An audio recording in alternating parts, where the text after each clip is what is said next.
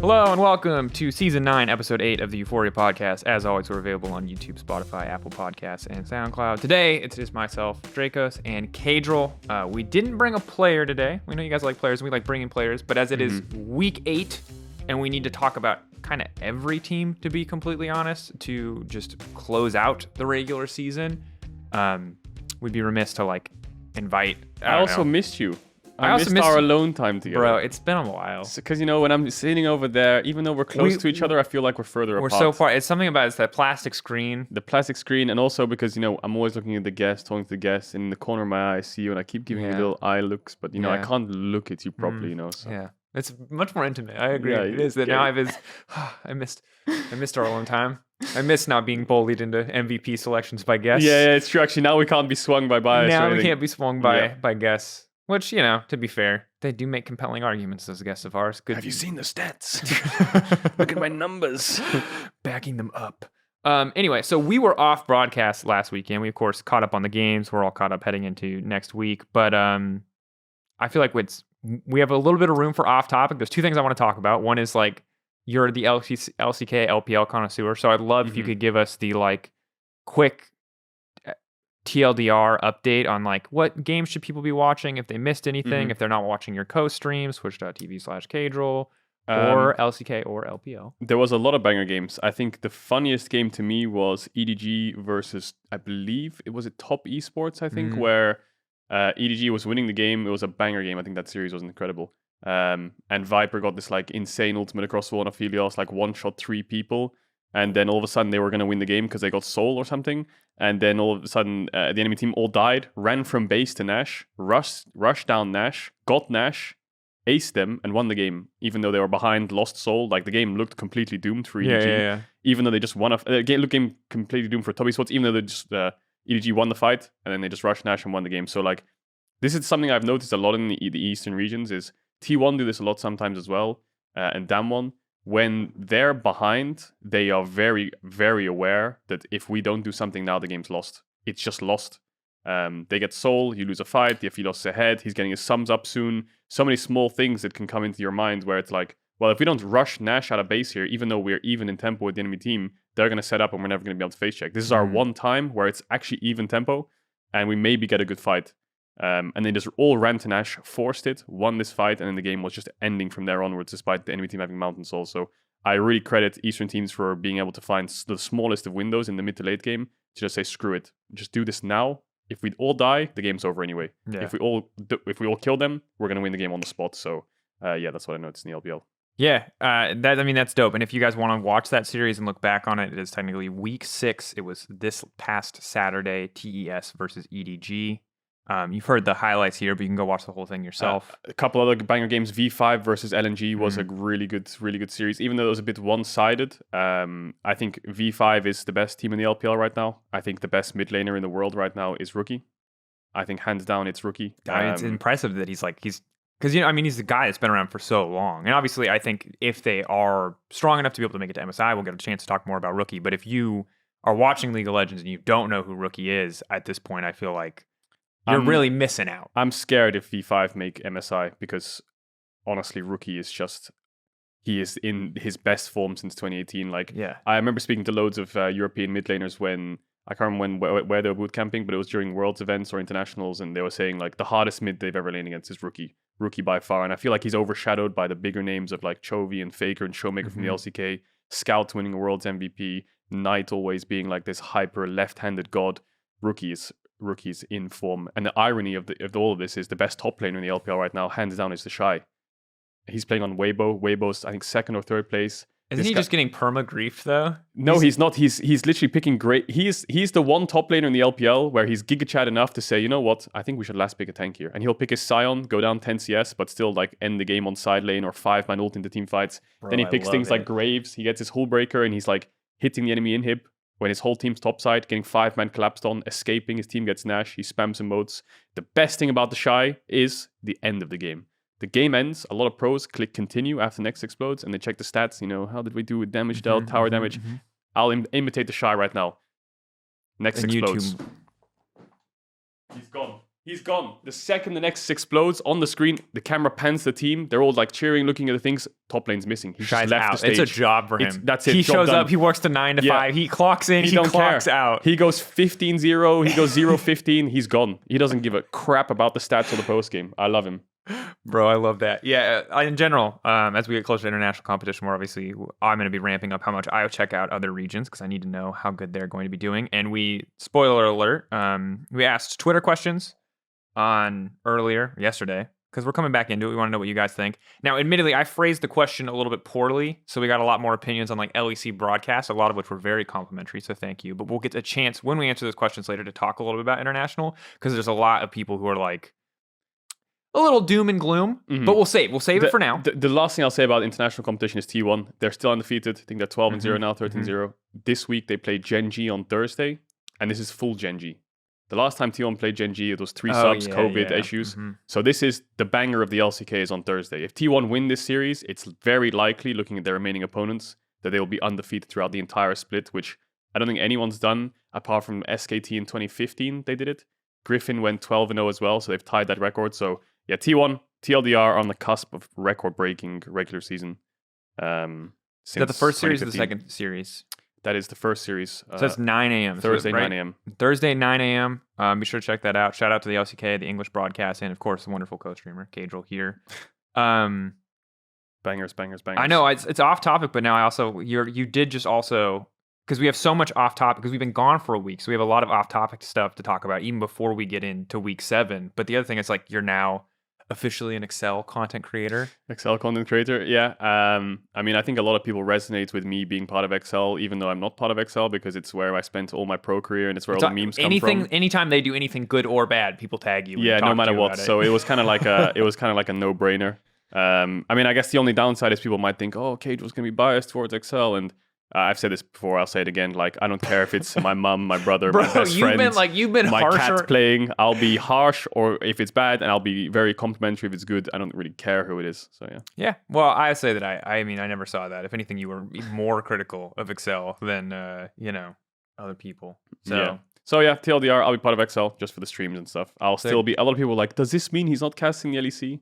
No. Nope. Nothing changes. Casting, still casting, still streaming, still doing all that stuff. Anytime you do a partnership like this, he would have to double check it with the LEC. It's all good. It's all approved. It's all good. All the yellow tape has been figured out. It's been sorted. Red tape. I think yellow tape is the crime scene. Red tape is the logistics one. I don't know. No one had to die. Chat. Unless, of course, you just say chat. Chat. I said chat.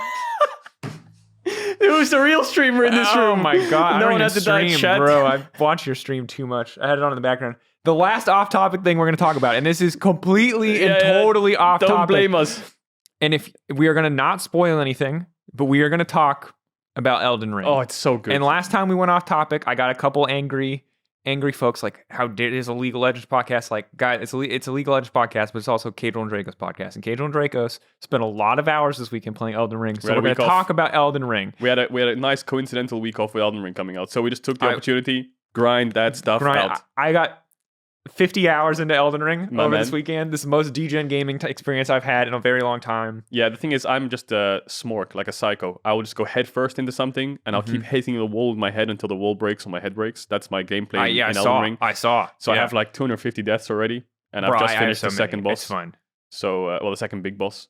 That game is, I recommend a lot. Yeah. If you're a Dark Souls fan, you probably already picked it up. If you're not, it's an intimidatingly difficult game. And I will say, I also got Horizon this week because again, this is a free week. I thought I'd try it, and I was waiting for Elden Ring. Horizon, like a lot of these games, like Assassin's Creed Horizon, a lot of these like big AAA, RPG-esque games are gonna like hold your hand through everything. Elden Ring is not gonna do that. I think if you're a Souls diehard, you'll love it. We can debate about whether or not it's easier or harder.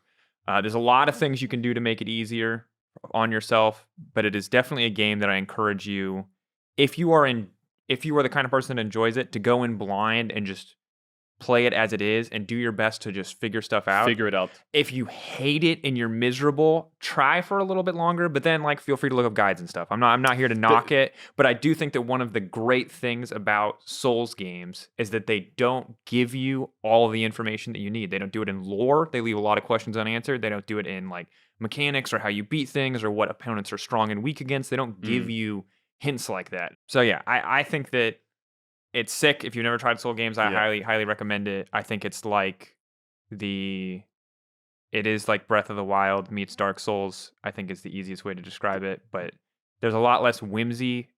It's a lot more of a dark fantasy setting.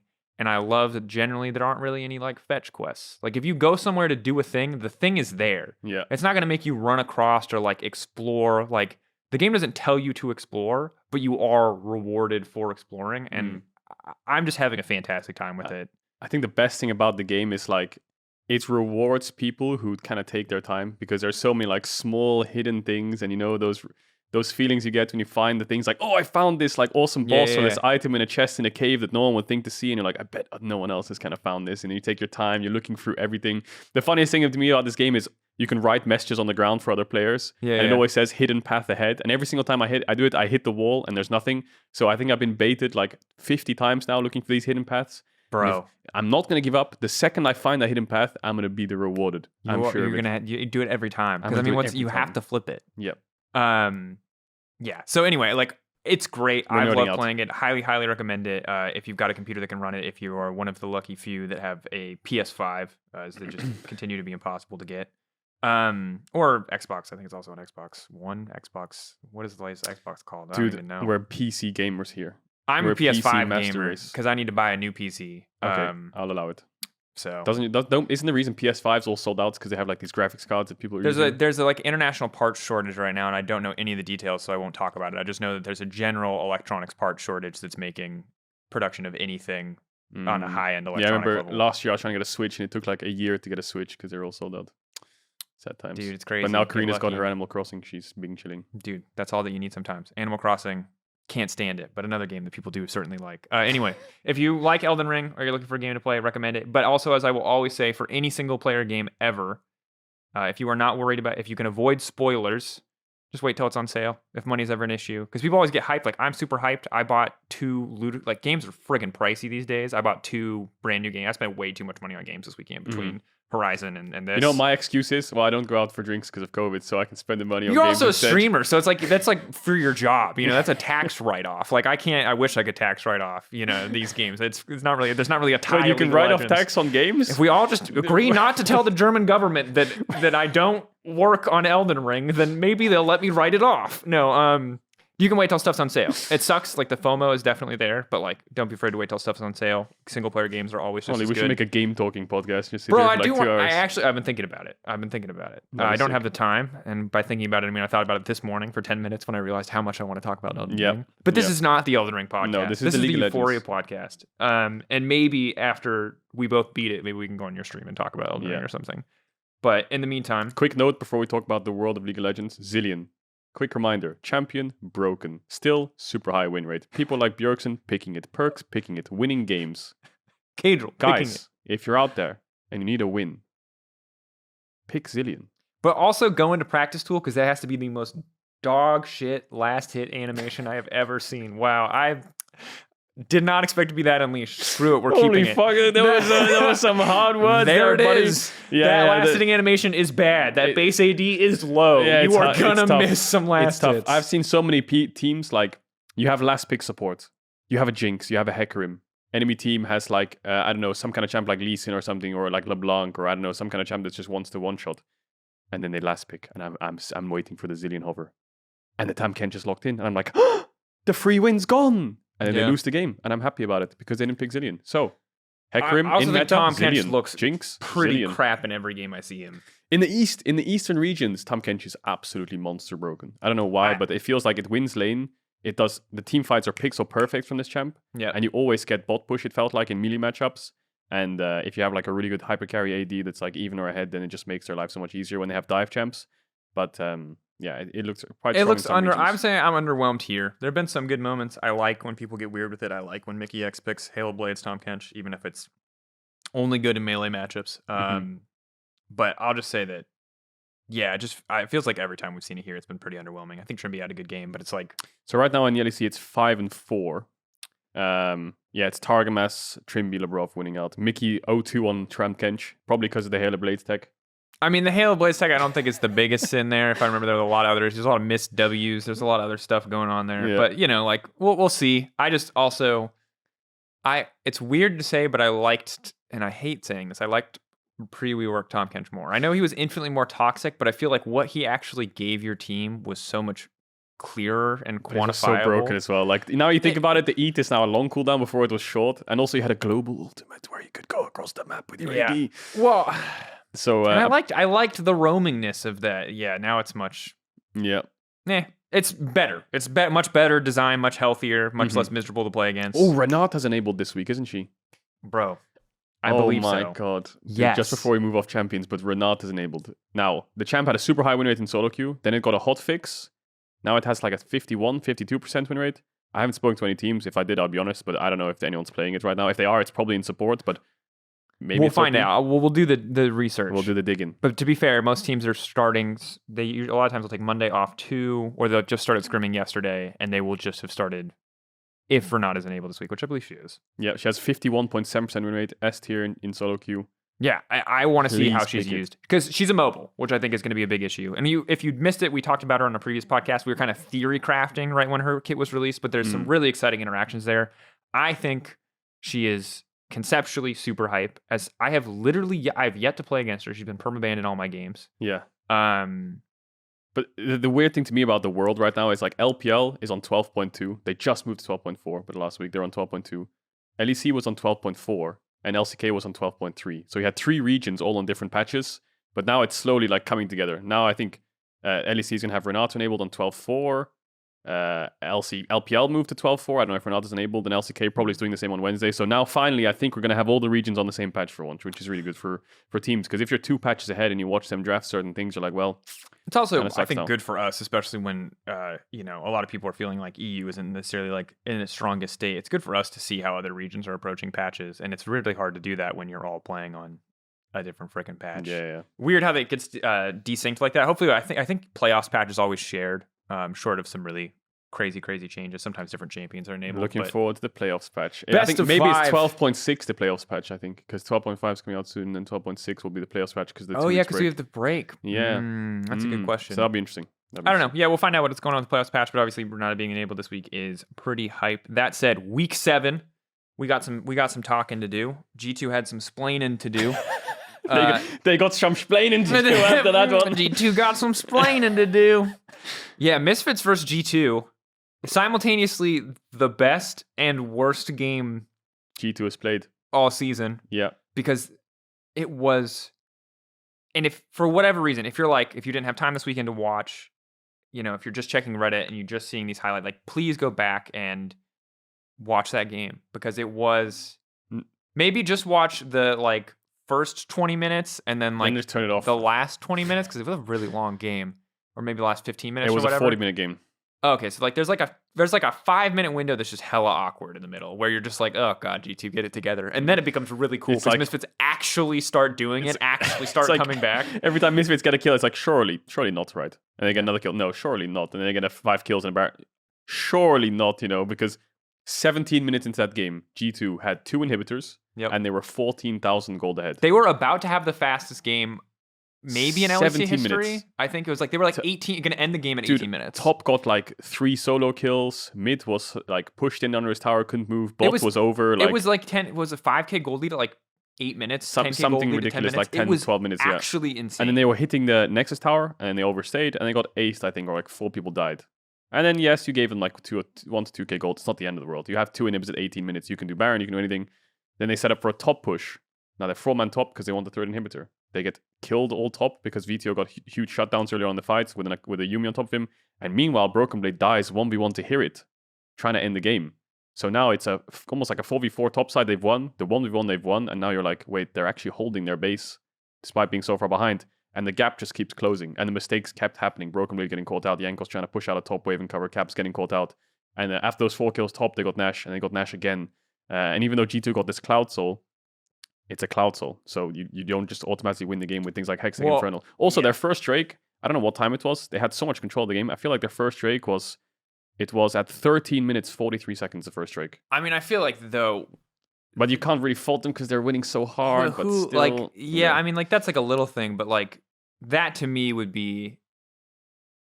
There's an equally as likely a world where if they had taken that Drake, we would have been like, oh, why didn't you you could have pushed your advantage harder if you hadn't just been taking understandable. Useless Drakes. They should have just won the game. Yeah. They just got greedy, and then they were like, oh, haha, it's fine. We're still so far ahead that they just made more greedy plays. And it's that thing where you're literally smashing so hard. You're, 10-0, whatever. I'm saying we're 10-0, but they're like super giga fed, and you just feel unstoppable. So you're just disrespecting. It's and momentum. They were just disrespecting. They were like, we have too much momentum. We can't be stopped. Oh, haha, I'll just go backdoor. Oh, haha, I'll just go do this. It's fine. Whatever. Laugh it off. It's fine. And then, look, like, Yuumi is very good. Dude, Misfits comp to a Fed scaling. champion. Misfits comp scaling was ridiculous. Like, let's imagine you're Jinx right now. You've got your little minigun. You just came out of your hit TV series. You got your 4 items. You're against the Xin Zhao. Okay. You're everybody's favorite right now. Yeah, he ulted. You can't hit him. Gwen, press W. Can't hit him. Xin Zhao, Gwen, can't hit. Now there's an Akali in stealth with a Yuumi on top of her, looking for you,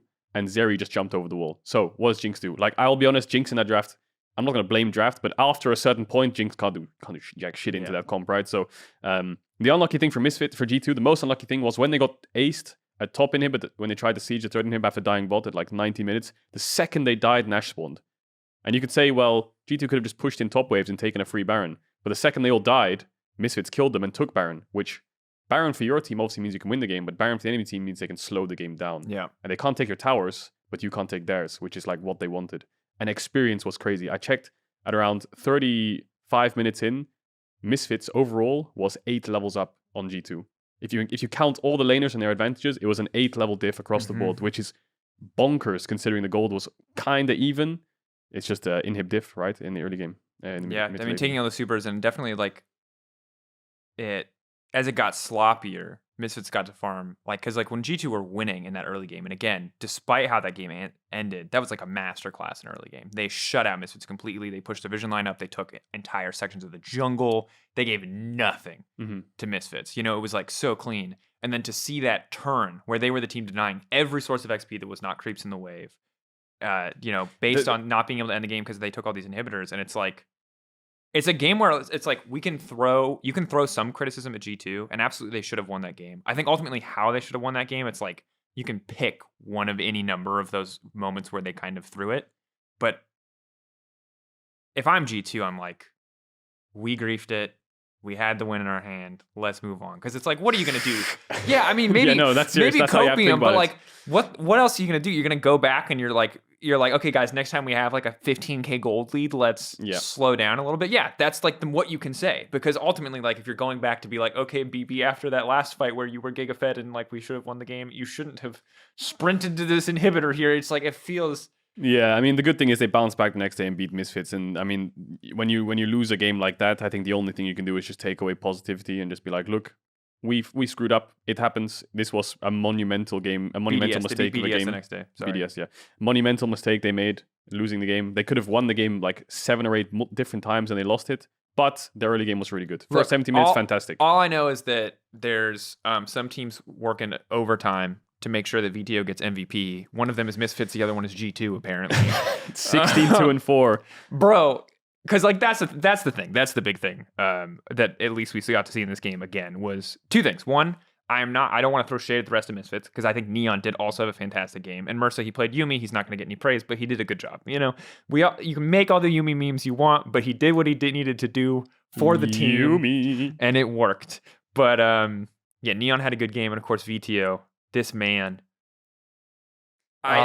He's so good. He's Chovying. He's honestly Chovying. And the thing is, when you're playing Akali, I can't remember what the capsule was playing Ahri, right? When you're playing Akali into their champs, I really feel like Vetheo can't do anything on the map if both sides are like losing. Top solo kill twice. What is he going to do? Roam top and kill a Tryndamere? No, he tried once when he had no ult and he couldn't catch him because Tryndamere had tier 2 boots. Yep. He can't really do much bot because Pyke's perma missing and Jinx has waves under a bot tower. So as his team's like collapsing around him, he just kind of has to give up his own tower and sit under his own tower because both of their sides can collapse on him as well. So yeah, the only time he can shine is team fights, and holy did he shine in team fights? 16, 2, and 4 in a 38-minute game where they were down 1 million gold. And he managed to stay relatively deathless. Of course, the big thing there is that like Caps got to roam a little bit more, and ultimately Caps didn't have a great Ahri performance. Like if there's any weak link in this game. Oh, Ahri, don't get me started on this champ, man. Bro, I think she's such a bait.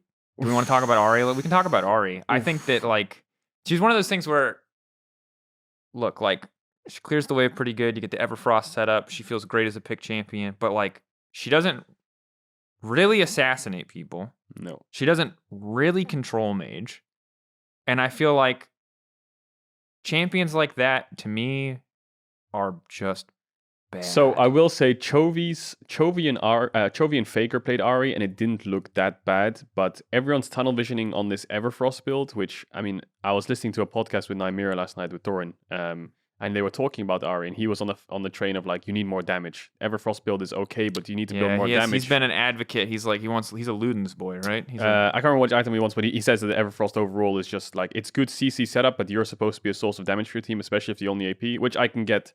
But one of the items that some players in the LCK are building is Horizon Focus, which is kind of like an item that you think of when you think of like range champion, like Vel'Koz and Seraph. Vel'Koz, Seraph. But of course, you get like a 10% buff on slow immobilization or something like this. Skill shots of more than 700 range reveal them and give you 10% of bonus, or if you immobilize them. Yeah, so which I assume Charm counts for, but Charm I don't and actually. Everfrost. Charm and Everfrost. So that's where you get the bonus damage because it was removed from the Charm, so it helps you assassinate. So I can kind of see that angle. Also, it's cheap. But the problem is you have like Everfrost, Horizon Focus, Zhonya's. You don't really have that much damage until you get the Rabadon's Fourth or the Void Staff Rabadons. But it did work in their games. But the thing is, I don't know if this champ is just a blind pick because even when I say that, Damwon first picks Ahri, first rotates Ahri on red side. LCK teams just high prioritize Ahri for some reason. I mean, and she seems like a safe champion. Against assassins, she's not bad. Against control mages, she's not bad. Like I see the universal appeal of Ahri. You know, her wave clear isn't going to beat a lot of control mages, but with her ult, she can outduel. She can't outduel a lot of assassins, but she has better wave clear. She's got charm to kind of protect herself and some dashes. Like I get it. I just don't like. I don't like blind pick mids that aren't like really clearly doing something. Like I don't mind Twisted Fate because it's like you just don't care about what your lane partner does because you're just going to go somewhere else. And I just don't see the same from the damage from Ahri just feels underwhelming. And I feel like mages like Victor or Oriana just obviously outscale her when it comes to 5 items plus. And it feels like a lot of games are getting to that point around early Drake. So I think you have to capitalize through mid a lot. And the LCK teams like Genji did so against DRX. But still, when I see it in other games, it just feels like it's Ahri's OP, let's pick Ahri. And then nothing really happens. And you quickly realize you don't have any damage to get their backline or one-shot their backline. And you're not really protect the carry threat either. You're just trying to dash around and find your own plays in the fights anyway. Yeah, I think that I like her paired with like really good setup from jungle. I really like Charm. Like E Flash on Ahri is really just unreactable. It's like so fast. If it's close, yeah. Yeah.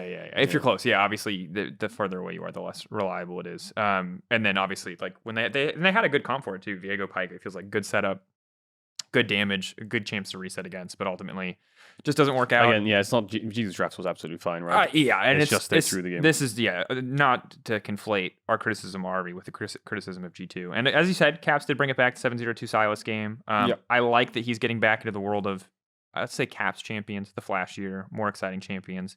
Not that I don't think he can play the control mages. I just like Caps on playmakers where I want to be. Always. Personal preference. Same thing with like Hylissang on playmakers. Like, you know what? He can play Yuumi. He played a lot of it with Garen, you know? Oh, yeah.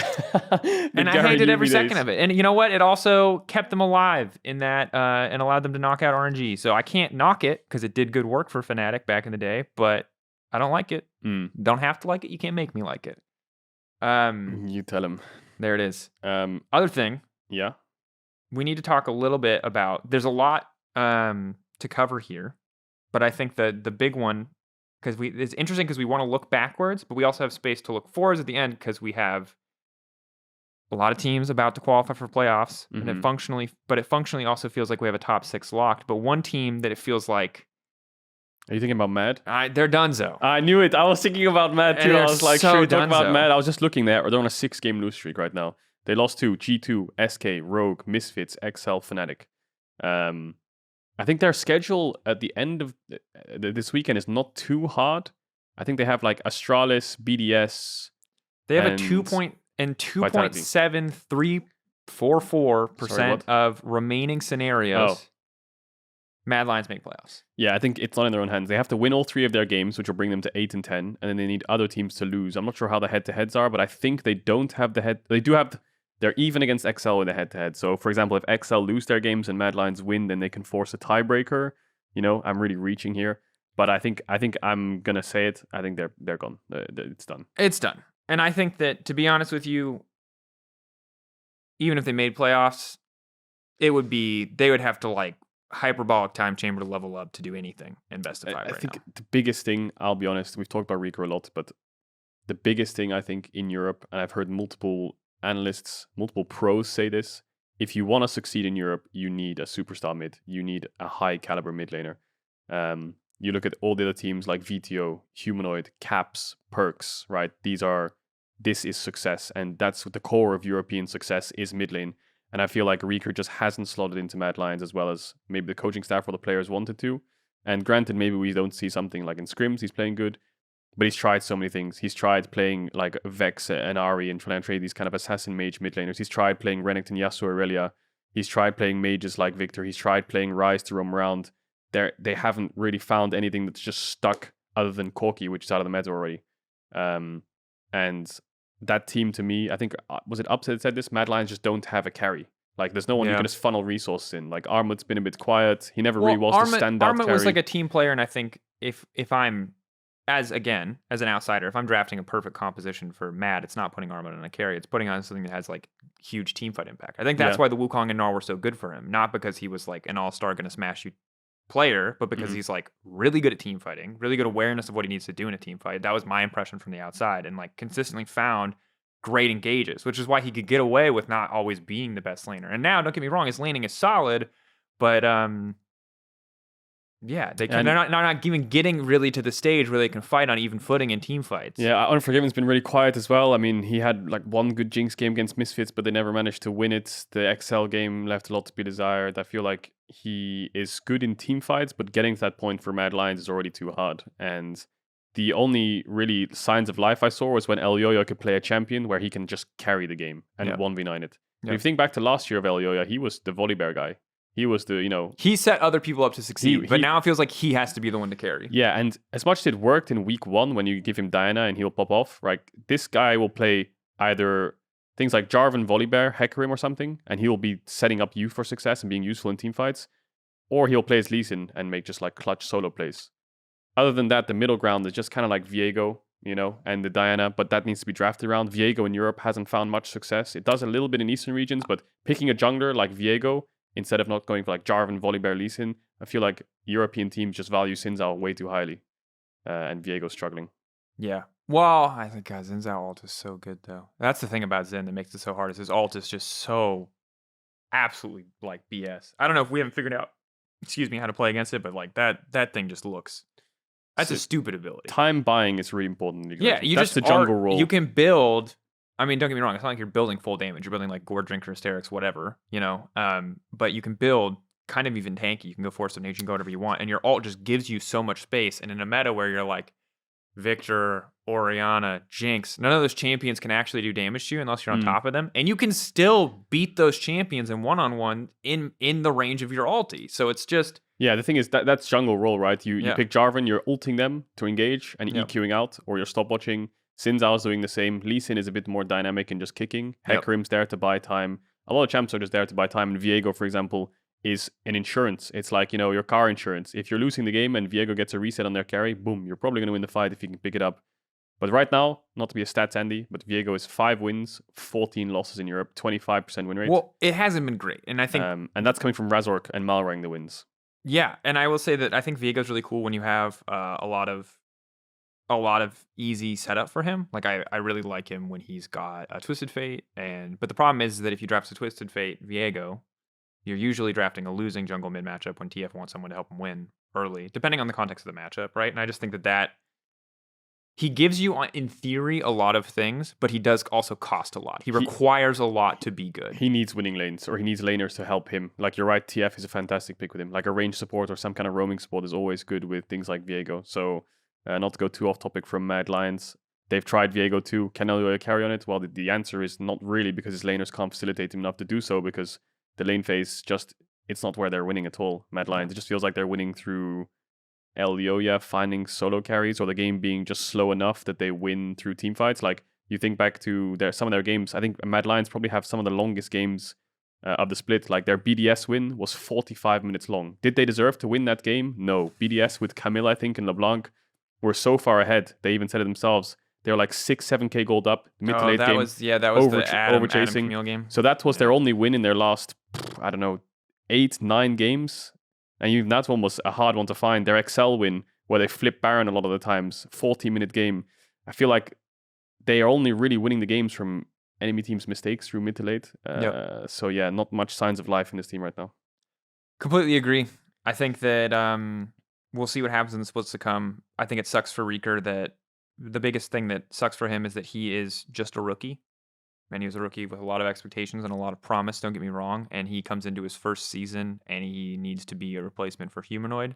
Yeah, it's a lot of pressure. On a team that very much, as we are seeing more and more now, relied on Humanoid and Carzzy to be these big, reliable carries. And those are the two roles they swapped out. And you said this, and we'll get to review the tier list in a moment. This is one of the things that you brought up. And part of the reason why we didn't put Mad Lions as high on the tier list is because ultimately I was ready to put them right next to G2. And I think we might have, but the reason that we said that they were below, and this is your argument, and I think it stands and it's really good, is that just like those are the roles you need to carry. You know what I mean? Like those are, and then you're going to swap things out. It's not always going to work. And it doubly sucks for them because for every other team that swapped a bunch of roles, it's worked out pretty great, for all the rest of the top teams. So sucks. I hope for Mac and the boys that they can keep their heads up and that they can come back stronger in summer. I would hate to see Reeker go after one bad split. I think my thought, sorry to interrupt you there, but my thought now for Mad Lions is if they don't make playoffs, let's imagine you're part of the staff of Mad Lions, a bit more of like a broad topic. You just won back-to-back championships, you went to MSI, you went to Worlds, a lot of success last year, something you want to reflect into this year and do again with the same coaching staff. You lose, you finish 7th or something, 8th in this split. What would you do going into off-season? Do you think changes will be made in the summer? Do you think they're the kind of org where it's like, we need success now? I think this offseason will probably give us an answer. I know the staff, we know Mac pretty well, I would like to think. And that to me is the least Mac thing I can think of. Yeah, I think that so too. Said, I don't know the Mad Lions organization. I don't know what the higher ups look like, and I don't want to pin in the event that they do swap it to someone. I don't want to assume where that decision is going to come from. But Mac is a guy who invests in rookie talent and has been very fortunate that most of his rookies have hit the ground running. But I think I struggle to see a world where the Mad Lions support staff would be like, yeah, one split, sorry, you sucked, based on what we saw on stage. Now, if someone's toxic behind the scenes, and again, this is not to say that Reeker is or isn't. Reeker can be the best or the worst teammate in the world. I just don't know. But if something isn't working behind the scenes, maybe there's enough of a reason there to make the swap. But like a bad split on stage, and it was a pretty bad split, don't get me wrong, but it's your first split, I think you give them the leeway. And I think that I trust that they know what's going wrong and they're working on it. But I also think that, to me, the amount of issues, again, as we're understanding more and more what Humanoid provided that team, that this team has to work through, I just think seems like a lot. Because everything kind of fit last year pretty well. Yeah, it's like a jigsaw. Just worked together pretty solidly. You know what I mean? Yes, there were issues, but it always felt like, like their mid games were atrocious for so long. And they had some early games where they ran it down too, and like Armit's landing phase sucked. Like they had a lot of problems. Humanoid died a lot randomly, but like they at their core were like really solid as a team, really solid as a group. And now they've lost a lot of that leadership from Humanoid. It sounds like other people are stepping in to pick up the pieces, but also they've got rookies who need, support in whatever capacity that is. And Reeker, who might need a lot more support in like either in laning or in figuring out what his role is in the team. And like, yeah, that's they got a lot of offseason to be able to fix that. Yeah, but I will say, Nisqy returning to the stage for a team like Mad Lions wouldn't surprise me. I think if Mad Lions is the kind of org where they have the managers or the higher up saying we need to win now, and there is pressure on the coaching staff to just have to do it, because sometimes that happens in teams. Sometimes the coaching staff, right. Sometimes the coaching staff are like, no, give us time, and the higher up's like, we need to win now, so we're going to sign a star player. Bang, here you go. I mean, that's the kind of the Mickey thing that happened. Right, similar to that. And as much as it would suck to see Reeker disappear after one split, I think Rico again was hot. He was hot on the market in the offseason. So he was super a hot on the lot market, of and he people was wanted super him. good, and we just have not seen We that haven't seen level. it. But Yeah. I think Niski slotting into Mad Lions to me just is almost like a no-brainer. I feel like he's a very vocal player in the mid to late game. He's a good, reliable carry. He's shown what he can do on the stage. He's rank 1 in solo queue. He's hungry. You know, Niski's bio on his Twitch stream is "I will be back in summer." Dang. So I don't know what's going on, but I feel like if there's any team that I would attribute like a signing of Niski, it would probably be Mad Lions for summer. That would be exciting. Again, it's very odd to me that Niski did not get a starting spot, but I'm not sure. Off-season's always very complicated. I would say that would not mind a world. I think if any team was going to try to pull off a 6-man roster. 6-man would be good as well. Because I think that it's... With Rico. Yeah, I like... You know, again, we are not the Mad Lions staff. We'll let them make whatever decision they make, and I'm sure they'll give us the context. Yeah, they'll necessary. make the right decision anyway. I like Mac is approved. They'll make whatever decision they have to make. You know, we'll find out later whether or not it was the right decision. You know, and that's the luxury of being an outsider in this whole process. But yeah, we'll see. And that's kind of the crazy one. But let's transition now. We have one thing we need to do before we go to our tier list, my friend. What's that? We need to talk about the Week 7 EUphoria MVP. There it is. The graphic transition beautifully. Thank you, Phil. We have been talking about this. It's a hard one. It's hard because you kind of just want to give it to Vetheo after that Akali performance. And we're all very much on the Vtheo's. Vtheo's probably my spring split MVP. It's going to be hard. You see, that's where my discussion comes in. Because it's him or Hylissang. That's the thing, the Hylissang question. It's him or Hylissang. The only game I can think of Hylissang having the bad one was against Astralis, right? And as much as there's a lot of, oh my God. I think you can argue that Hylissang is like the best individual player over the course of the season. And if that's your definition of MVP, I think Hylissang. Here's my two arguments. I think Vetheo is probably the winner of the MVP, but I think Hylissang is the best Western player right now. I think there's a debate for that as well. Because as much as you can say, what is an MVP? Well, it's someone who brings the most value to their team. Yeah. Vetheo probably does bring the most value to Misfits. More percentage-wise. Percentage-wise, he's probably outweighing Hylissang. But if we look at raw value numbers, then maybe Hylissang if we look is at higher. just raw player, I think Cordy J is in that debate. He's in a different debate of like, is he the best Western player right now? Because what do you think of the best Western players? You know, if you just take the LEC, for example, you think of Perks, not so much success. Right now, it's probably Hylissang Humanoid, like the front runners. Maybe Hylissang a little bit further ahead. 2 players on Fnatic, ironically.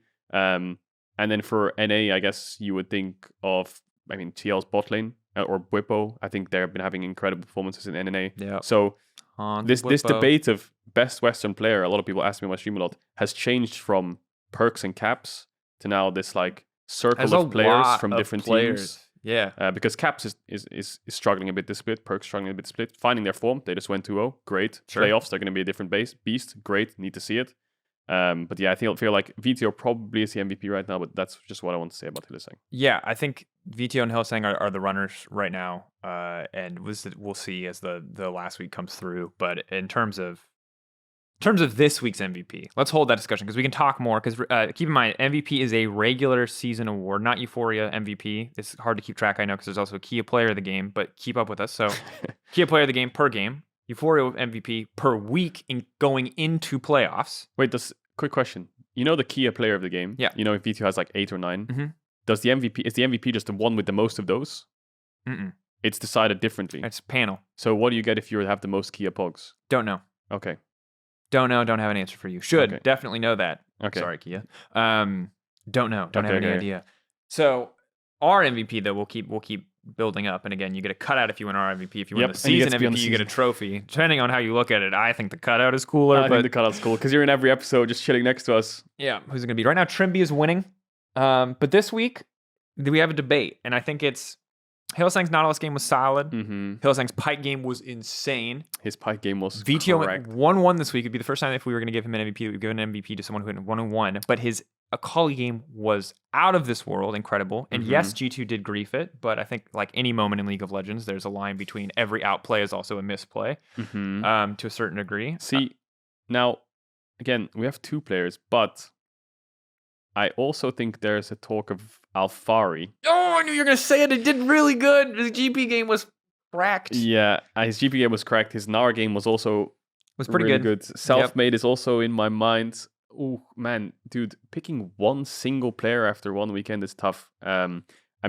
Vitality did bounce back, and granted, they took down Misfits, which was, has Vetheo, our Spring Split MVP. Jesus, no, he's not yet. Okay, he's not yet. Everyone. We're just our EUphoria MVP, perhaps. Potentially. But again, they beat SK as well, so it's like, as much as they beat SK, if you actually watch that game, they were struggling. Yeah, the minions came in clutch. Struggling, man.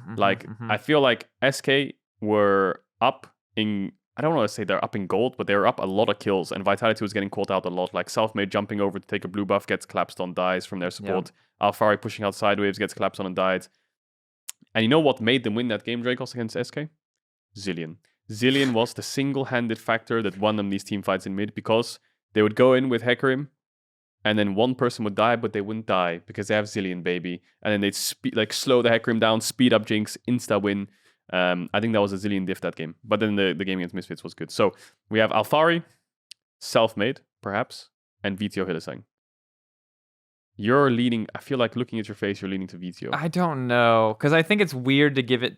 I don't love giving it to him after 1-1, even though I do think he did good. Even in that game, he's like 4-2, and obviously scorelines not everything, but he played pretty well. He did as much as he could in a game that was really turbo over very early.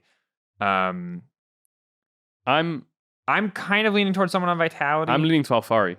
Alphari did have... but the SK game wasn't good. The SK game wasn't, but his gameplay was good. But the game was... I mean, the top dive early was super clean. That got Alphari ahead. Genax was never in that game. I mean, yes, granted, Selfmade did set up the gank, but Alphari's wave control was insane. The second Selfmade re-ganked and Genax was chunked out. Even though he didn't die, the wave was screwed for him. He got Flame Horizoned. Alphari did insane amounts of damage. And as much as his team was making a lot of mistakes and getting caught out, I feel like Alphari only made really one mistake in getting caught out on side lane, which is a little bit silly. And then the Nara game was just pretty much, flawless, I feel like. So I'm on the Alphari train.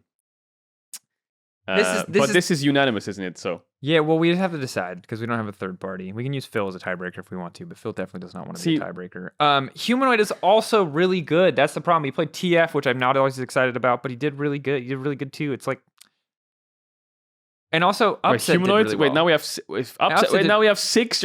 Bro, I'm just saying people who did really well. Like, because I don't want to. We're getting too many in here. I mean, Alphari did lane against Aatrox 2 times in a row, and he did clap the Aatrox two times in a row. So, okay, I'm making my decision. I'm saying Alphari. Even though Selfmade set him up a lot this week, I feel like I think he had one happy little TP that was pretty funny. And then one getting caught on side. The rest of that was pretty much flawless, and I'm glad to see him back in his form. Even though, again, it was against weak teams. What do you reckon? Misfits? Well, I don't think Misfits right now are way above them in the standings, and it's debatable as how strong they are as a team. But they beat them. That's what matters. Oh, being the GP. You're really sold on Alphari? I'm down. I'm down. He's on my list for sure. So who is it? The one person you're thinking of where it's like, no, it should be this guy. Is it human? I feel this is the problem. Is I actually feel bad not giving it to someone in the Fnatic bot lane because I think between both games the Fnatic bot lane did really well. True, the issue is Hylissang had a game where he was amazing, and I think Upset had a game where he was really good. They didn't. If we put them together as a bot lane, they're like the MVP. But because we only have to pick one, it's actually really hard to pick one of them. Dude, yeah, because the thing is with Fnatic, if you watch their game, Hylissang's Pyke carried really hard. The Nautilus, a couple mistakes, but he was engaging good fights, and then Upset was picking up kills. Even though they were down in CS, Upset did get a lot of free kills. So it felt like it was almost like a seesaw of each just carrying each other on the. If they were a single unit, they would win a lot more MVPs. If Hylissang Upset were a single entity, I think they'd probably have at least 4 of the MVPs so far. But because they're split, Alphari. Alphari is your week 7 EUphoria MVP. Congrats to Alphari. Okay. Barney's out here. The thing is, I feel like we should get at least one top laner in here because it's always mid and jungle or support. I feel like if we're ever going to get a top laner in here, this week is probably going to be a top laner. And I don't want it to just be mid jungle support. Yep. That means we do need to get an AD carry in there. So maybe. Well, we're going to leave that. We'll see what happens. What I will say, Barney Morris, Alphari, if you could do me sauce one time, there is a purple pajama Gnar skin. And he turns into a big purple dinosaur. Okay. And your name is Barney. And I would just one time, if you could pick the purple pajama Gnar chroma on a stage game. Oh my God. So I can just litter the game with Barney references. Uh-huh. Just for me, Alphari. I would love that. But you have to be casting the game. Yeah. Are you casting? What games are you casting this weekend? I don't know. I think we're casting Sunday. Sunday, last couple You're games. you're riding the desk a I'm bunch on the desk, with yeah. the guest with it as of With yet the unannounced guest. with the guest. The guest. Ooh. And Who then might I'm be casting playing? Goldberg Saturday. One day in the Ooh, LEC. might be playing. You're casting global side. Yeah, so cool. Alphari. Yeah, lots of damage in these games. Consistent. Couple mistakes. One TP. One getting caught out. The rest of that fantastic. He will play the purple dinosaur one day, I'm sure. And even if the cast doesn't pick it up, now that you said it in the analyst desk, I'll probably do a telestrated segment. Yeah, like what I want you to see here is like corporate wants you to find the difference between these two images. Yeah. I'll do something in relation. Anyway, cool. We're burning through time quick, so let's head over to our tier list. Oh, we actually are. Holy crap. Bro, we haven't just hung out and talked in a while. Huh? Yeah, it's been a hot minute, you can tell. So Elden Ring. Okay. Elden Ring. We're excited about That's it. our tier list? I see it everywhere. This is our tier list. So I'm going to recap this for you if you are in podcast land. I'll also be sure when the podcast comes out underneath one of the tweets to link our image for reference if you need it, or ask Phil to put it probably in the YouTube description. S tier. This is the tier list we made as this was starting. S tier was Vitality, Fnatic. A tier was G2. B tier was Excel, Rogue, Mad. C tier was SK, BDS, Misfits, and D tier was Astralis. Do you want to know my based take here? What? I think you swap Mad and Misfits, and this list is still pretty accurate for best of fives. For best of fives. What do you reckon? Because actually, I could be wrong, but like Vitality and Fnatic, I think are going to be really good in best of fives. This could age like milk right now. I think you're flipping it a bit too much on. I want to see it from Vitality before I believe it. I do believe it for Fnatic. And it's not that I don't believe that Vitality's players have the capacity to be that amazing. I just like this regular season has been so up and down that I would like to see it. Because I am a believer in the mythical playoff perks. I think when pressure is on, for perks and for caps, I think when the pressure is really on and they're in an environment that's good, and I think that they both are this season, they will show up big time. But I want to see it. Yeah, I want to see it too. I guess if we were to do the tier list right now, I guess you would swap. You'd put Mad in probably C tier, Misfits in A, yeah. Or Vitality in B, Rogue in S, something like Rogue this. definitely go S. I think it's Rogue. To me, it's Rogue Fnatic. Or maybe it's, probably Rogue Fnatic, Rogue Fnatic. S tier. G2 Misfits, A. Do we think Misfits are actually A tier though? I think so, yeah. Tier list or just In the regular season, I think they're A tier. Yeah. B tier is definitely. Let's just say, what do you think we got super right? Like, what do you think we got right on the super money? right. I think Fnatic's an S tier team. Yeah, I think G2 is A a step tier. below. Yeah. I guess XL B tier making playoffs. I think acceptable. You have to be.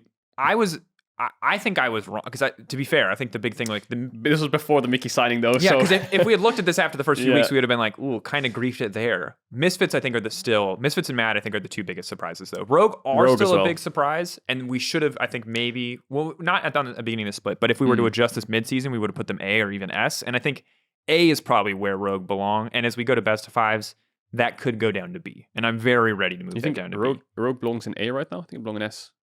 Really? I think, and for regular season, For regular season, S. Yeah, definitely. you're right. And then Vitality probably in B tier next to XL.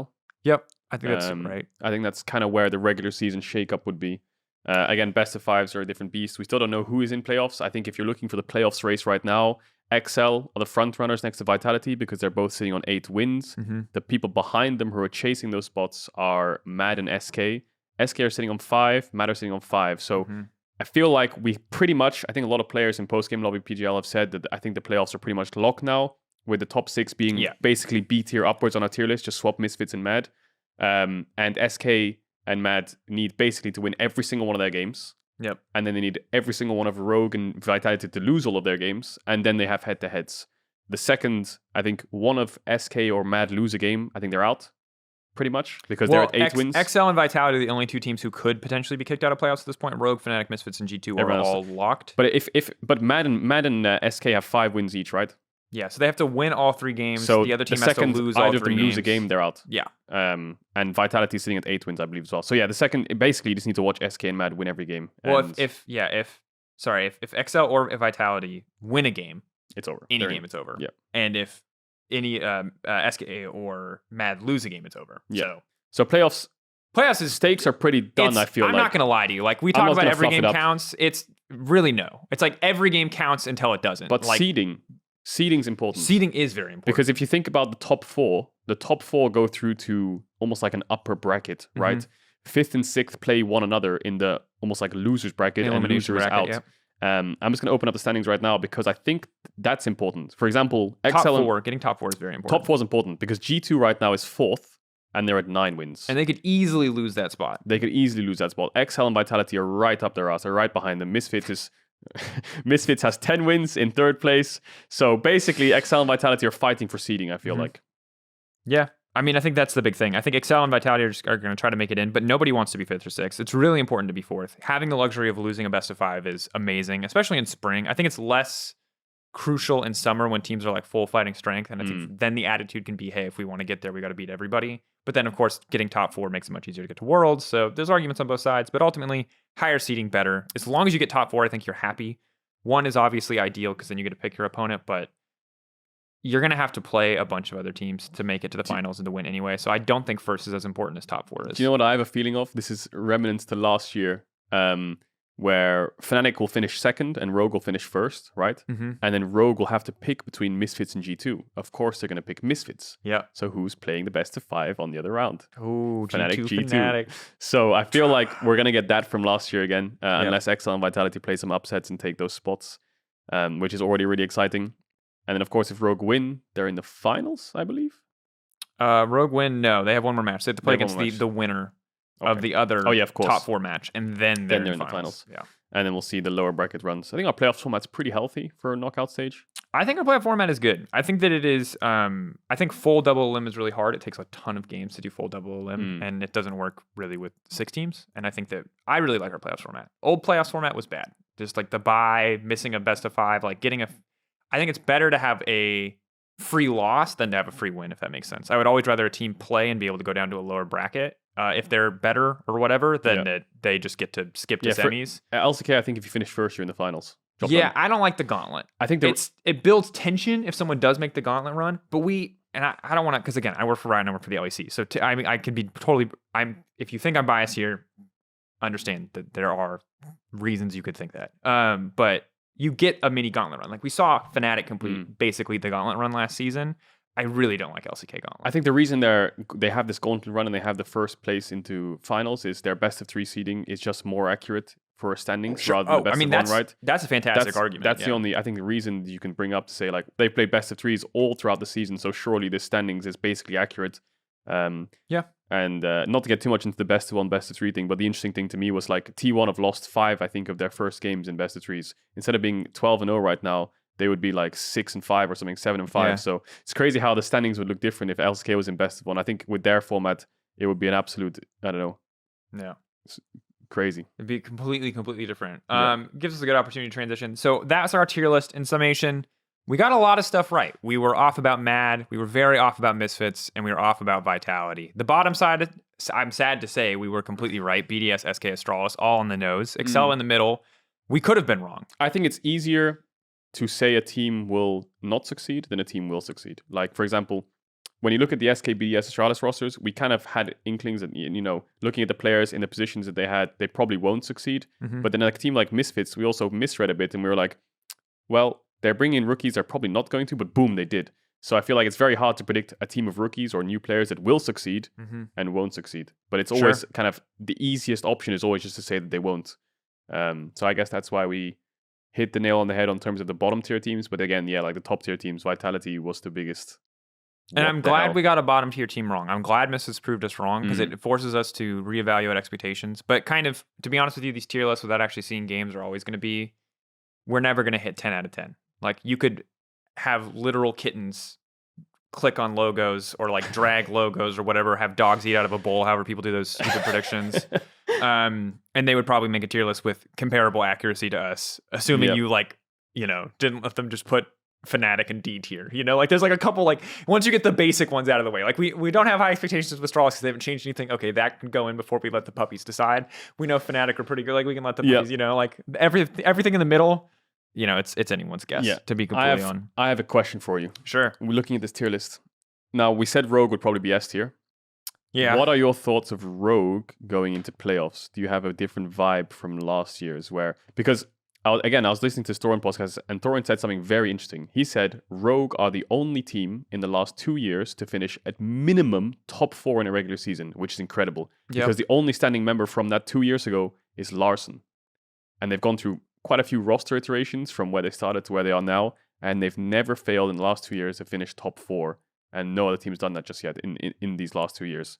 So they are regular season kings. They really are. They're so good. They're flawless in regular season. If you tell me 2 years of top 4 no matter what, and they're always going to be in the upper brackets, and they never win a finals, well, I'd be very surprised. But the fact that they do it with so many different rosters, I feel like Rogue coaching staff doesn't get enough praise because that's incredible. Yeah, that is. I mean, that is truly incredible. I think it sucks that it doesn't transition to best of fives because I think that's what holds them back. Because ultimately, as cool as regular season is, and again, we've talked about the questionability of coaching staff or coach of the split or whatever as an award, as people who don't get to look into that on the day to day. I think that they do deserve that recognition and they do deserve that praise. But they kind of, to be honest, it's like if I could pick a coaching staff, I'd pick a coaching staff that can give me best of 5 wins. And it's not on the coaching staff. Like Rogue losing best of 5s, I'm not putting that solely on just the coaching staff, but like that's what matters. That's what gets you to Worlds. And if Rogue were also monsters in a best of 1 group stage too, then I'd be like, all right, they're the best of 1 kings. Like, God bless them. Yeah. But they weren't. And that true. I like it. And I think Thorn's great. It's a good thing to point out because I think that they had this trajectory of just consistently getting better since their first split 2019, which was awful. And then they rebuilt with like Finn, etc. They just kept getting better and better regular season placings. And now they're just the undisputed, like, with Malran coming in, the next Rogue roster swap, I'm just going to be like, always put them 1 tier just above where I feel comfortable, just because they have been so good. So I think it is a good thing to call out, but it's like, it doesn't matter. Yeah, that's the thing. That's the sad thing because, like, for example, I just told you, and you might be like, "Oh, that's cool," but it doesn't matter. Like, they haven't won anything. Yeah, and if you tell me they like win every best of 5 game on blue side, I'm like, damn, like they should get more blue side. That's cool. That means like, but like, I don't want to undervalue our split because it is really important. But if you can't win the best of 5s, then getting first seed in the regular season doesn't mean anything. I always wonder what the best of 5s is because people say, they choke or they make mistakes or they're one-dimensional. But I also wonder, like, what is the coaching staff doing in the regular season? Are they just really good at preparing best of 1s? Because preparing a best of 1 is entirely different to preparing a best of 5. Because best of 5s, you have to have like one team so much time dedicated to just read the team properly and figure out everything they know. Whereas best of 1 is just like you have 5 days to figure out that team or whatever you want to do. If Rogue is down, COVID restrictions permitting, you being an Excel content creator and potential double agent, I think we should go. I think we should go and we should check it out. And if Rogue is down, because I want to know and I want to understand and I want to be able to talk to them about that because I think it is super interesting and I think they do deserve credit for getting a best of 1s. And it's so bizarre to me that it does not translate to best of 5s. And I think that you can say choking, you can say whatever. I really hope that this split is different for them and that they can pull it together because I want to be able to go, these guys are the king of best of 1 and also good in best of 5. Even if they don't win the split, I just want them to be like consistently reliable in the best of 5. Like just give me more in the best of 5 because then I can be really excited about the regular season because I can go, oh, maybe this is the season they do it. But when you like collapse in playoffs, because like the last Misfit series, they were lucky. They got away with murder. They got Viego'd, like I think Vander's Ignite cooldown was like 6 seconds off, 6 seconds later, and that play doesn't work. You know what I mean? Like, and then Misfits would be in the group stage. Yeah, and Hirit outperformed Otawamne in that series, which I wasn't ready for. And I like Hirit. I think that when he's good, he's really good, and sadly, when he's bad, he's really bad. But I want more, and if they can perform really well and they play like a really convincing series, even if they lose, I think that would be good too. But it's just, I don't want to call it choking because that sucks. I think that label that is really terrible. But at a certain point, you run out of logical explanations for why someone just doesn't show up in best of 5s, and you have to start going to the illogical or the emotional or the stuff that you don't see behind the scenes. And Otawamne talked about it. He said Civil War. Every year it's Civil War. You don't see it. You don't see it behind the scenes, but every year going to playoffs is Civil War, and the team that resolves their conflict, that figures it out, is going to do the best, and they didn't. And so maybe this year there won't be a conflict. It feels like spring is mechanics, summer is mental. And when it comes to playoffs, that just hits even harder. He said it. They were having civil wars in the team, so many arguments, disputes. not being on the same page, respect. I mean, respect is the biggest thing when that happens. When there's a war between players or a disagreement, respect is the first thing that falls, and then when it shows up, it's instantly in the game. Once you don't trust people, I feel like it's building trust. Like giving trust initially is really easy until there's conflict, and then once that trust is broken, rebuilding that trust because some guy ran it down, or you had a fight and someone was wrong and they were too prideful to it's your people. Rebuilding trust is very hard in a team, especially. I've had this a few times where it's like there's a clear line, and I think pro players should learn this, between I have now built enough trust up with you that I can trust you again, versus I am going to pretend that I trust you for the benefit of the team. And they're two very different things, because you can put on a face and be like, yeah, I think you're right. And then you know that he's wrong, but you're just doing it so that the team is functioning. And sometimes that's healthy to do if the team is really, really down bad. But the other side is like actually believing in them. And when you do this, that's when you find the difference in the game. That's just something I think when it comes to mental. I think it's really hard. And like the psychology of it is, and why team games I think are always so interesting to watch, is just because, and I wish we got to see more of that, because the thing is that's the stuff that makes truly great content and is truly fascinating to watch, but also can paint a lot of people in a bad light, and is the stuff that isn't going to make it into, the documentaries. Because you're two guys having a fight where they start throwing every curse word at each other, like that's great content, but like the public isn't going to see that, and sometimes shouldn't, because it's not always good for the players. You don't need to know that, but it is crazy to me how teams are able to have these conflicts, resolve these conflicts, how teams, like when he was talking about HK just not even scrimming, Worlds. This is the funniest thing, because again, on the surface, when you watch them lose a best of 5, despite being like almost undefeated in the regular season, just getting 3-0'd by Matt or whatever, it looks like they're choking. And maybe they are choking a bit, but what is the back room like? What is the discussion after they lose game 1? What have their scrims all week been like in terms of discussions? And like, you look at the LPL teams at Worlds, I think I said this before, where I think it was RNG or Top Esports EDG. So one of these teams was backstage and they're just literally flaming each other, saying like, you can't play Gangplank. Why the hell are we playing Gangplank? And then he looks at his coach like, this guy can't play, like this is the reality behind the scenes. It's not like some teams, maybe if they're winning, and when you're winning, it's very easy to have positivity. You go backstage like, yeah, well, it didn't work, but we won the game, but we can try it again, all these good things. And it's always good to be positive because it always leads to better outcomes. But a lot of the time, you have no idea. Like a team can explode at a click of a finger. It doesn't matter how many wins they have. Wins help kind of carry momentum of a mentality. But the second like trust is collapsing, everything else around it does. And this winning record in a regular season is not going to hold that up suddenly because you were good. Now you're in playoffs, you're losing every game, best of 5s, the patch change, you don't trust each other. It's a different game, right? And burnout, whatever it may be, mental things. That's why best of 5s is just a different beast. It is, and that's why I think that when the West has been successful, it's often been like the band of brothers, like 5 players who get along really, really well. That's what Mad felt like they were. G2. That's what G2 2019 felt like what they were. I can't speak to the OG and the Fnatic 2015 team environments. That's another clear, and obviously H2K wasn't that. So like it doesn't 100% hold up, but that feels like our best teams, at least recently, have been that, because it's hard. It's really like if you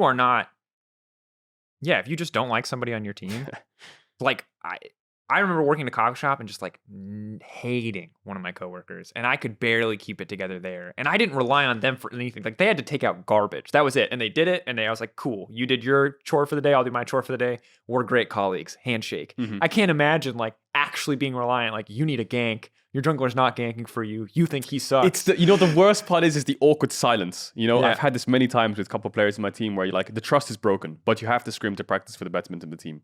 And then he dies to a mid gank, and you're the jungler, and the enemy jungler just killed your mid. And there's silence. Jungle no flash.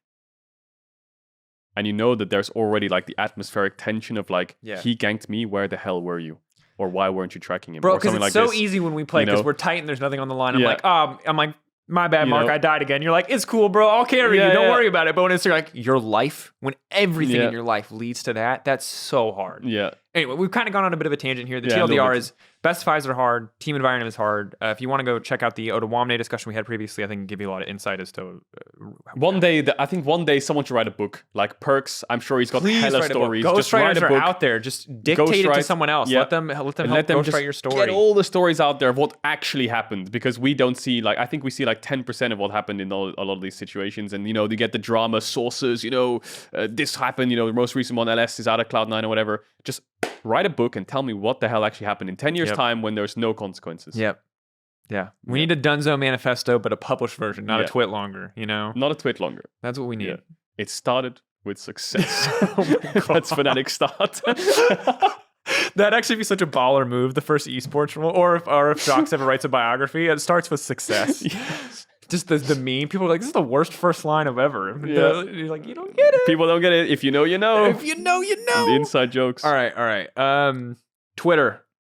I asked for questions. I was like, what do you guys think about the LEC? Send us your thoughts. Questions.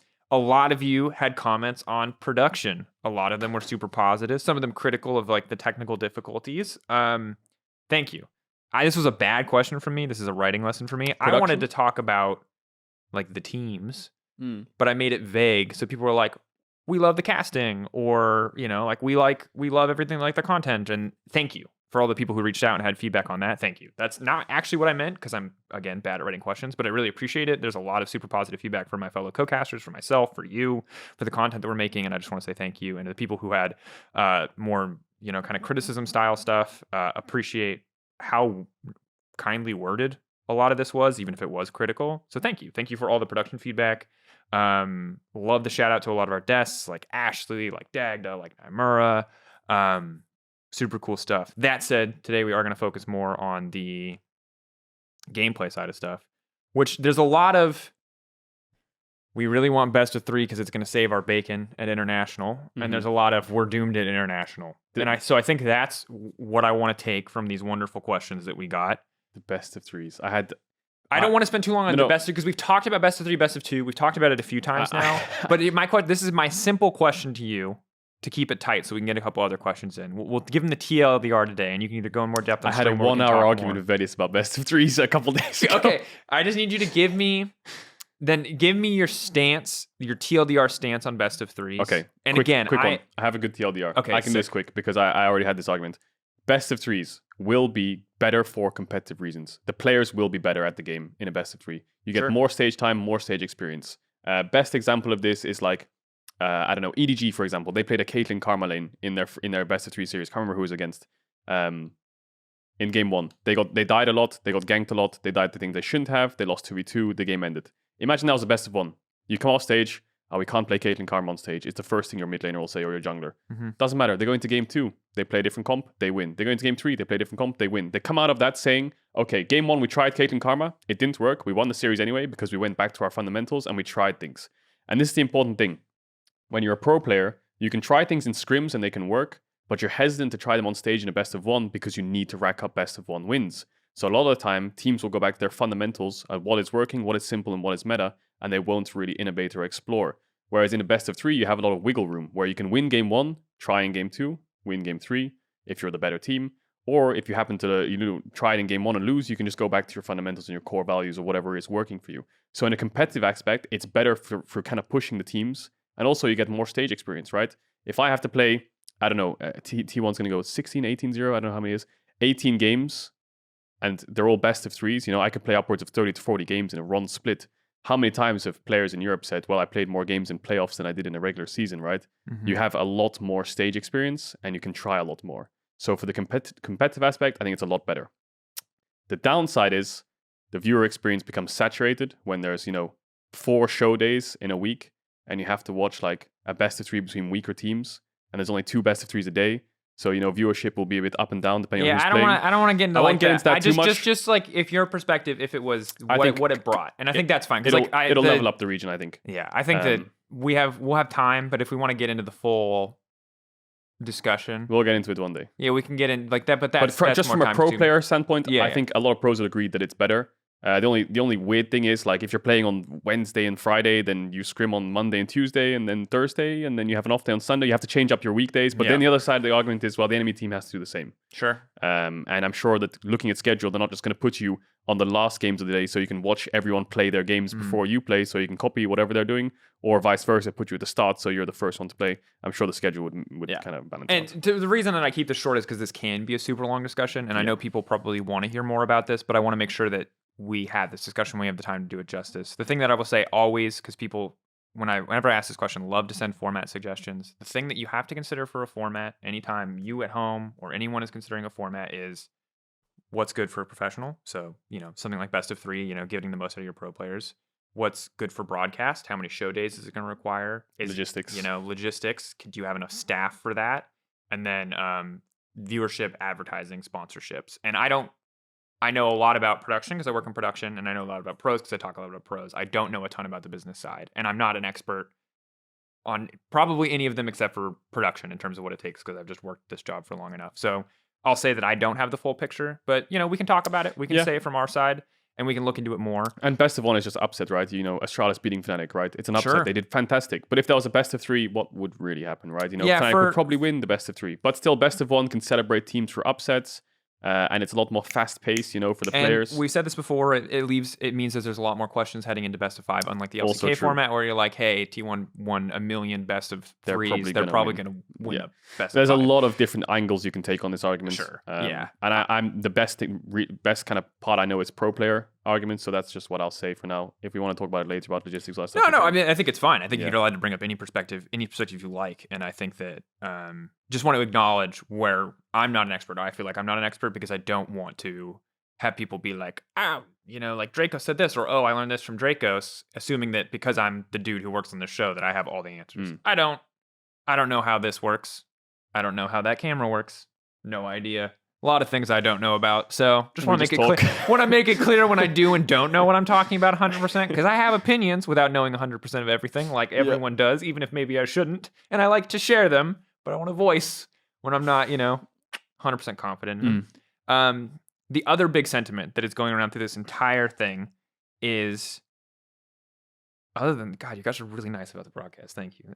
Is we internationally we're doomed, and that's the last thing I want to talk about because we're coming into week 8. Season's over. We talked a lot about high stakes, 2 playoff spots remaining. I'll just hit that one more time before we do this as our final talking point for the day.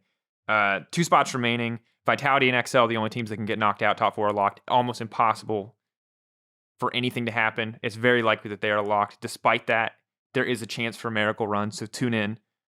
But looking forward, looking to MSI. Is it just we doomed? Or does it feel like every year in spring we're doomed? No, it's not. Is that year. sentiment every because last year I felt like that's because I've only been on the broadcast for 2 years now. Well, second year. Last year in spring after Mad 1, it felt like we were doomed as well. I had that sentiment that everyone's like, "Oh, Mad's going to MSI, we're screwed," and then it must be them on. And then when we're going to Worlds, we're like, we're all screwed. Rogue lost. Mad Lions is our only hope. And although quarters isn't too bad, I just wonder what the definition of screwed is. Is it like we're not getting out of groups, we're the worst region at Worlds? Or is it like we're not going to win Worlds or we're not going to get to a finals? We're not going to get to a finals, I think it's probably, or we're not going to make it out of bracket stage. But the beauty of feeling like we're not going to make a World Finals and knowing that we're probably going to make a quarters is when we do make the finals, it makes it even more special. I agree. Here's what I think, though. I think it's pretty simple in that we, as EU fans and EU viewers, analysts, pundits, whoever you are listening to the show, got very used to having, especially in 2019, and 2018, when Fnatic was very good, and then G2 immediately exploded into clearly just being heads and shoulders everybody. We always had a rock. We always had a team that were like, we know this team is good. Yep. Because you remember 2019 Worlds, we didn't actually expect much from Fnatic actually kind of bombed. We didn't expect much from Splice at that time. But they surprised us. Like, we look back on that as a great world championship, but most of us were like, yes, G2 getting out of groups, no question. Fnatic, everyone got out of groups. Fnatic probably getting out of groups, and most people, I think, were pretty low on Splice. It's hard for me to remember exactly where I stood at that time. But, like, really, I think we've just always had the luxury of having a rock, of having one team where we're like, these guys are going to do good. You know what I mean? Whether it was 2018 Fnatic, whether it was 2019 G2, eventually 2020 G2. And this is the first year in a long time where every team that posted any kind of international result rebuilt. And so it's really hard to have faith, but also they need time. And not every team is going to click immediately like G2 2019. So I am totally ready for spring to not be good internationally. I would love to be wrong, like you said, but I don't want to overhype it up. And I think that EU fans should be okay with that and understand that, like, this after an off season like this, it's totally reasonable for us to not have a super strong representative right off the bat. Yeah, I also think it's a combination of, like, we only got quarters last year and we lost a lot of players going to NA. Yeah. And the sad reality is, are we still the third strongest region in the world? I think so. I think LCK and LPL are still 1-2. I think we are still the third best overall. If you look at, like, the 6 teams we've got going into playoffs, the only downside is LCS is catching up with what they're doing, right? TL is basically like a lot of our good players are in TL and they're a hell of a good team. Maybe they're going to do better than us at MSI, right? Because only one team sample size going, maybe TL is better than some of the top LEC teams right now. But overall, if you take it to Worlds with 4 teams from each of those regions, I feel like Europe is better. Yeah. Now, I could be wrong. Just watching TL's games with Core JJ, of course, this team looks incredibly good. LCS is catching up for sure. But, I mean, LEC is still top heavy. I think everyone said coming into this offseason, the weaker teams got weaker and the top team got stronger. And now maybe we're not seeing that yet, but going into Worlds, I hope we see it with teams like, Fnatic, Vitality, the rosters that they have. Hopefully we see that come to fruition. But it sucks right now. I think it's just a mixture of poor international results with what we expected in previous years, losing a lot of players combined of like, we're screwed. I don't think we're that screwed. I think we're all right for now. I think we're all right. I think MSI might be tough, but I think that that's perfectly acceptable, and I think that it's natural. We are rebuilding. I would say MSI wouldn't be tough if there was just a team. I think when it comes to playoffs, if there's a team that just rams through best of 5s and wins the whole thing. If Rogue was consistently good in best of 5s, we'd be like, oh no, Rogue are going to be great. Exactly right. Because when G2 went into those best of 5s, like, dude, it's theirs. Like, they're going to ram their way through all the best 5s and go to Worlds. And if we see that, if, I don't know, Fnatic just come out, win, 3-0, 3-1, 3-0 into the finals, into MSI, everyone's going to be like, oh my god, they're really good. But if it's very close between the teams, which I think it will be, then that one team going will not feel as good because they didn't just stomp their way through playoffs. But then again, at Worlds, when you have all of the teams, it might feel better. Sure. And I think the big thing will be how much can a team grow and bring back from MSI when they go. And just like that level up is going to be really important between seasons. I'm really curious to see what teams do. But again, I think it's a work in progress. And I think it sucks sometimes to be an international fan. And I know especially people hate the idea of being worse than NA. I'm like a middle child. But listen, guys, listen. Let me. But I think it's here. It's not NA. It's Team LEC. I've said this multiple times. Bwipo, Hans, our boys. They brought us so much success through the years. When TL starts to win, I'll celebrate TL because hell, they're the. I'm gonna celebrate players. I'm never let those boys go. That's Bwipo and Hans. Those are our boys, 100%. And I'll say that, like, look, ultimately, it's okay. Hopefully we learn. If we lose, hopefully we learn. That's the most that we can hope for. And as a fan, international drought is bound to happen. Mentality too. It's bound to happen, right? It's bound to happen. Like, international drought will happen for every region eventually, right? The LPL had it a bit. The LCK had it a bit. Europe is slowly maybe going into it. Maybe not. We'll see. Yeah. But international drought. I mean, NA's been. They've been in the desert since season 1. You want to talk about down bad? Listen, we have to get our NA joke in every couple podcasts. This is actually in the contract. Every time they buy a player, like, this means 2 more jokes on the other. 2 more jokes. Like, all right, it's fine. Oh, mate, we're on 200 still. Yeah.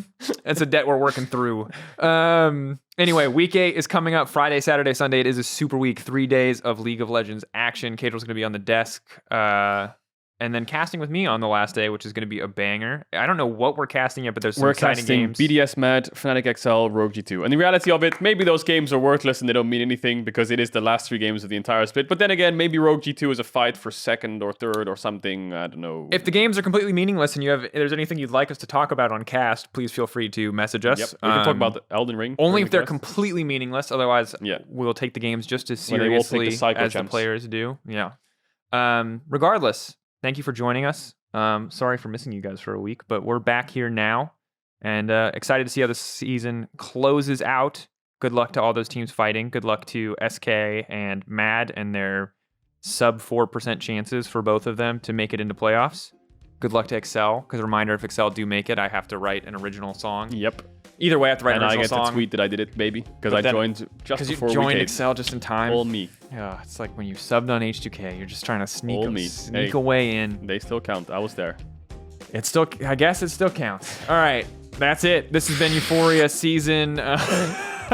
He's doing a huffing motion. He's not snorting, to be clear. If you're in podcast, it's my copium. It's copium. Yeah, if you're in podcast land, I do have a massive tank. There's of just a tank of copium. That's what it is. Yes. This has been season 9, episode 8. It's the final week. We'll see you guys on show. See ya.